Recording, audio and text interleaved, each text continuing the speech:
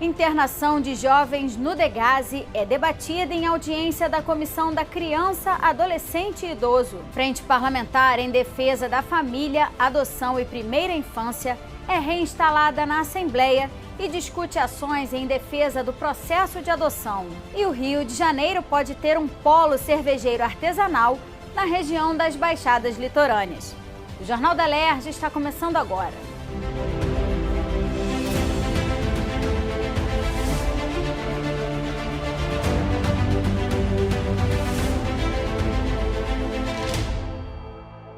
Boa noite. A Comissão da Criança, Adolescente e Idoso debateu políticas públicas relacionadas à primeira infância e à internação de jovens no Departamento Geral de Ações Socioeducativas, o Degase. Os temas serão tratados em reuniões específicas da comissão. Crianças de 0 a 6 anos têm, por lei, direitos assegurados que garantem o desenvolvimento delas. A chamada primeira infância é conhecida por ser uma faixa etária em que os pequenos estão sujeitos a estímulos que vão impactar o futuro deles. Apesar de leis estaduais e nacionais, ainda há dificuldade de famílias conseguirem vagas em creches e, por isso, a necessidade de investimentos públicos nessas instituições. A creche é um direito já previsto na Constituição, norma originária, desde 1988, e apesar dela não ser obrigatória, ou seja, o pai não tem o dever de fazer a matrícula, a gente tem a compreensão de que é dever do poder público oferecer aquela vaga. Se discutiu muito isso e recentemente a gente ganhou no Supremo Tribunal Federal uma decisão dizendo que é sim. Não precisa matricular, mas se quiser, o poder público tem que ofertar. Então é preciso esse investimento público mais pesado e forte para que essas filas não aconteçam. E esse papel de cofinanciar, de ajudar, auxiliar os municípios pelo Estado do Rio de Janeiro, conforme essa Casa Legislativa já aprovou, é muito importante. A participação de crianças e adolescentes no tráfico de drogas foi mais um dos assuntos discutidos na reunião.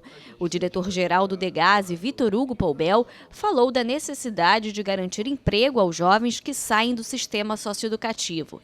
Hoje, são 750 adolescentes divididos em 10 unidades de internação e 26 unidades de semiliberdade. Se você percorrer os corredores da nossa unidade, ele fala: diretor, me arruma um curso, diretor, eu quero um profissionalizante. Então, é isso que a gente tem que oportunizar para esses jovens, para que eles não voltem a delinquir, São jovens, como eu disse, muito, muito carentes, que a empregabilidade é o fator essencial para que a sociedade tenha mais tranquilidade nas ruas, não vejam que a sociedade só se preocupa quando esses garotos aparecem, roubou meu celular, fez alguma violência contra mim, aí acha que jogando esses garotos no cárcere, eles vão ficar esquecidos, mas eles retornam, e eles não podem retornar pior, eles têm que retornar melhor. Esse é o investimento do Degase, na educação, no profissionalizante e na inserção no mercado de trabalho, porque senão eles podem voltar a recidir, é isso que a gente não quer. Durante a audiência, foi destacada a falta de estrutura física para o uso do sistema direcionado a conselheiros tutelares. Esse sistema reúne informações de cada criança e adolescente atendido por conselheiros tutelares de todo o Brasil. Eu falei um pouquinho do CIPA, que se chama de Informação à Proteção à Infância, Criança e Adolescência, e a ausência do CIPA, implementado nos conselhos tutelares, não demonstra a política pública, onde falta a política pública no nosso estado. O Rio de Janeiro, em âmbito nacional, é um dos poucos municípios que utilizam o CIPA, então a gente precisa fomentar isso no estado, até porque a gente aponte de verdade o que eu falei com relação à delegacia especializada, dentro do estado do Rio tem novas delegacias, peritas, mulheres, para que possa fazer o atendimento às meninas, crianças e adolescentes, até as próprias famílias, assistentes sociais nas delegacias. A fomentação de política pública na infância, tudo, na minha visão e na visão de dados, tudo se faz também na ausência de alguns atendimentos, como o sistema de informatização dos conselhos tutelares, que é o CIPA. O presidente da comissão, o deputado Munir Neto, destacou a importância dos temas e disse que eles serão aprofundados em novas reuniões. Hoje foi a primeira audiência pública nossa sobre criança e adolescente. Com isso nós fizemos vários temas sobre a criança de 0 a 6 anos, sobre o trabalho infantil, sobre crianças em situação de rua, sobre o DEGASE, sobre a FIA. Mas agora, nas próximas reuniões nossas, que vai ser mensais, nós vamos fazer com temas unificados, 1 ou 2 temas só, para poder expandir mais o assunto e chegar a conclusões mais satisfatórias. A Frente Parlamentar em Defesa da Família, da Adoção e da Primeira Infância foi reinstalada nesta quarta e definiu as principais pautas de trabalho para 2023. Um dos focos do grupo é debater ações voltadas para as áreas da infância e adolescência e a defesa do processo de adoção. A reunião contou com a presença da Defensoria Pública, Tribunal de Justiça do Rio, OAB e representantes da sociedade civil. A presidente da Frente Parlamentar vai ser a deputada Tia Ju. A frente ela vem exatamente com esse olhar, com esse cunho da participação dos legisladores, que são os deputados, né? Vários deputados compõem a frente também, que são afetos a essa temática, e a participação do Judiciário, Defensoria Pública, Ministério Público e a sociedade civil organizada, que é muito presente, são os grupos de apoio à adoção, né? Que engloba essas temáticas: família, adoção e primeira infância. A necessidade de investimento na primeira infância, o acompanhamento psicológico para a família e criança e a eficácia na atuação das instituições envolvidas no processo foram pautas citadas pelo doutor Sérgio Luiz Ribeiro, juiz de direito do Tribunal de Justiça do Rio. Criança e adolescente, prioridade absoluta. Criança na primeira infância, muito prioritário, muito importante para o desenvolvimento do país, e o direito à convivência familiar e comunitária. Então, a Frente Parlamentar ela está de parabéns, porque ela não se limita à adoção, que é importantíssimo, mas é uma das formas de família. O defensor público Rodrigo Azambuja falou sobre as principais demandas da Defensoria e o trabalho realizado em conjunto com o Parlamento Fluminense. Nós atendemos todas as pessoas que nos procuram, seja para iniciar processos de adoção, pessoas então que estão interessadas, né, em exercer a maternidade ou a paternidade por essa forma, que não a biológica, e também muitas vezes famílias naturais que são processadas por não serem cuidadoras, protetivas em relação aos filhos, então elas acabam sendo responsabilizadas, né, pelo Ministério Público, e nós fazemos a defesa delas, tentando levar as razões pelas quais o poder familiar não necessariamente precisa ser suspenso, lembrando que cuidar de criança é uma responsabilidade não só da família, mas também da sociedade e do Estado.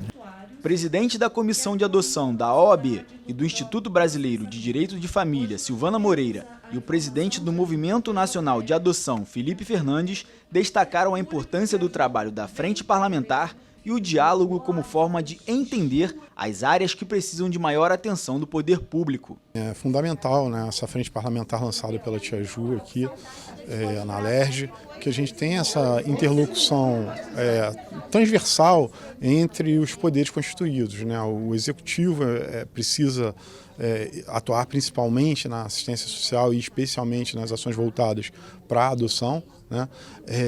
O legislativo, obviamente, fazendo as leis, fiscalizando, e o judiciário, que é o principal ator, né, nos processos adotivos e nos processos especialmente de destituição do poder familiar. Essa frente parlamentar reinstalada hoje, né, sob a presidência da deputada Tia Ju, ela tem um trabalho muito grande pela frente, né? Primeiro, trazer criança e adolescente ao foco dessa casa, né, através da propositura de legislações que sejam adequadas ao seu melhor interesse, mas mais que isso, cobrar da sociedade que esse compromisso com a criança e adolescente seja cumprido, né? Bárbara Toledo é fundadora da instituição Quintal de Ana, uma associação civil beneficente, sem fins lucrativos e com a missão de garantir o direito de cada criança e adolescente de viver em família. O Quintal de Ana oferece cursos, palestras, grupos interativos e reuniões mensais abertas ao público para debater sobre a família, adoção e primeira infância. O Instituto Quintal de Ana é um espaço de acolhimento de pessoas interessadas em adotar, né? Sejam elas pretendentes ou até as famílias que já adotaram, que precisam desse apoio. Nós hoje, né, já há alguns anos, desde 2010, nós temos um convênio de cooperação técnica. Isso significa sem qualquer ônus para o Tribunal de Justiça do nosso estado, um convênio para preparar os pretendentes à adoção para o processo de habilitação à adoção. Isso significa que todo aquele interessado em adotar tem que passar pelo curso. O deputado Brazão enfatizou que é preciso união entre o parlamento, os governos federal e estadual e a sociedade civil para desenvolver políticas públicas sobre o tema. A nossa presidente aqui, né, Tia Ju, né, é um trabalho de excelência que ela faz. Ela já briga há muitos anos, né, nessa frente parlamentar e ela está cada dia melhorando cada vez mais. E eu acho que o parlamento tem que apoiar esse momento difícil que nós estamos passando, entendeu? Só através do apoio da população, com mais o parlamento e mais o nosso governador Cláudio Castro, que a gente consegue fazer uma coisa para que possa melhorar essa deficiência, né, sobre a criança, sobre a violência doméstica, né? São vários temas que hoje nós estamos tentando, né, destrinchar, porque não adianta dizer que vai ter solução, que não vai ter solução, entendeu? Só através da união. O Rio de Janeiro pode ter diretrizes para as atividades desenvolvidas para a geração de emprego e renda, arrecadação de impostos e qualidade de vida relacionadas à reciclagem de navios, plataformas e instalações marítimas.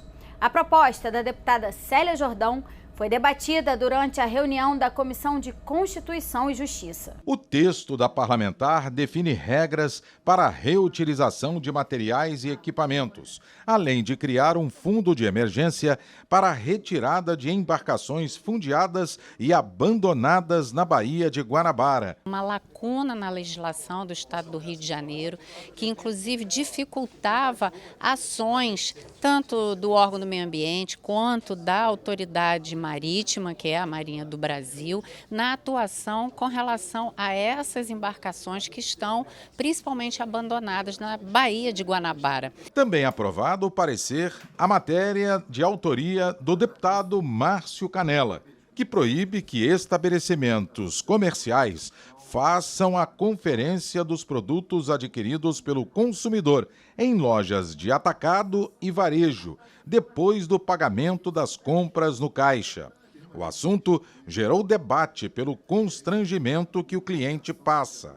O relator foi o deputado Guilherme Delaroli. Uma situação muito constrangedora, a gente compra no mercado, paga, vem com a nota e é barrado, é parado e as pessoas conferem, o fiscal ali confere o nosso carrinho. Muito feliz por poder relatar esse projeto de lei. Esse é mais um projeto de defesa do consumidor, evitando o constrangimento que as pessoas passam ao ter que serem revistadas ao sair dos estabelecimentos, mesmo após já terem efetuado o pagamento, já estarem de posse da nota fiscal, ainda assim são obrigados a sofrer uma revista absolutamente constrangedora na frente de todo mundo. O projeto de lei do deputado Rodrigo Amorim, que garante a preferência de matrícula para irmãos na mesma unidade da rede estadual de ensino, foi considerado constitucional pelo relator e o parecer foi aprovado. Esse projeto especial é um projeto fundamental que chega através de uma demanda do gabinete, no sentido de que duas irmãs gêmeas em que uma estudava a 40 quilômetros de distância da outra.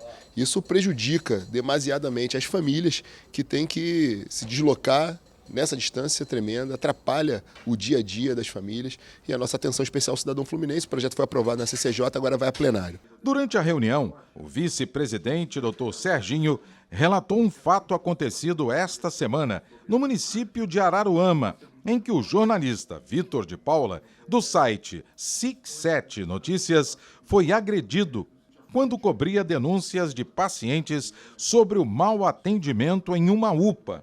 Ficou aprovado pelos membros da comissão uma nota de repúdio pelo fato e o delegado responsável do caso será ouvido. Ele foi forçado, teve voz de prisão por agentes públicos do município de Araruama, está criticando o funcionamento de uma unidade de saúde. Enfim, a gente não pode ver momentos como esse em pleno 2023 em que as pessoas têm a sua voz suprimida, principalmente um repórter. Por mais que a gente não venha concordar com as críticas que são tecidas pelo veículo de comunicação, esse jamais será o caminho. Então, eu trago a pauta porque houve uso de força por parte do equipamento do Estado contra a liberdade de expressão de um profissional de imprensa. O Rio de Janeiro pode ter um polo cervejeiro artesanal na região das baixadas litorâneas do estado, que inclui os municípios de Araruama, Búzios, Arraial do Cabo, Cabo Frio, Cachoeiras de Macacu, Casimiro de Abreu, Iguaba Grande,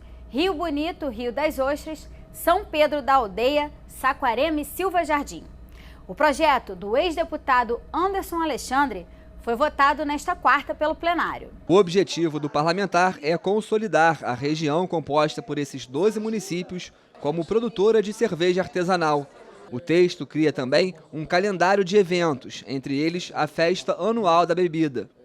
O projeto aprovado segue para a sanção ou veto do governador. O Estado do Rio pode ganhar um programa para combater a escoliose durante a infância e adolescência. O programa Coluna Reta deve ser implementado nas escolas da rede pública do Estado e atenderá jovens entre 9 e 18 anos.